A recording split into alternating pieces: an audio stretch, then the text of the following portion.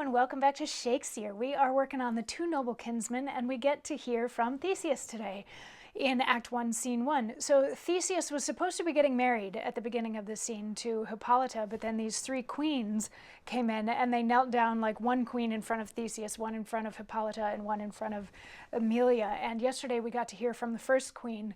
The reason that they are there is all three of their husbands were killed by Creon, and Creon is not allowing them to get the remains of their husbands so they can give them proper burial. So they have come to beg Theseus for help to get their husbands' remains back and to get revenge on Creon and all that sort of a thing. So the first queen yesterday, was on her knees in front of Theseus asking him for help, and Theseus responds by saying, "Pray you kneel not.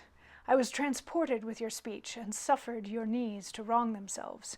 I have heard the fortunes of your dead lords, which gives me such lamenting as wakes my vengeance and revenge for 'em.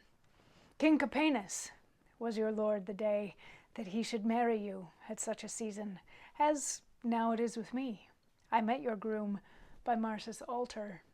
You were that time fair, not Juno's mantle fairer than your tresses, nor in more bounty spread her. Your wheaten wreath was then nor threshed nor blasted. Fortune at you dimpled her cheek with smiles. Hercules, our kinsman, then weaker than your eyes, laid by his club. He tumbled down upon his Nemean hide and swore his sinews thawed. O grief and time, fearful consumers, you will all devour."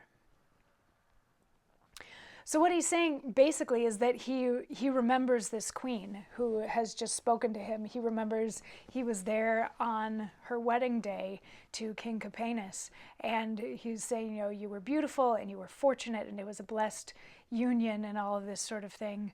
And he was moved by her plea for help, and is very angry with Creon for this. And he's like, you're going to come out on top in this situation, is basically what he's saying. And she's like, "Oh, please let the gods help us," and all that sort of thing. And he's like, "Seriously, stop kneeling. Like, there's no reason for you to kneel down to me."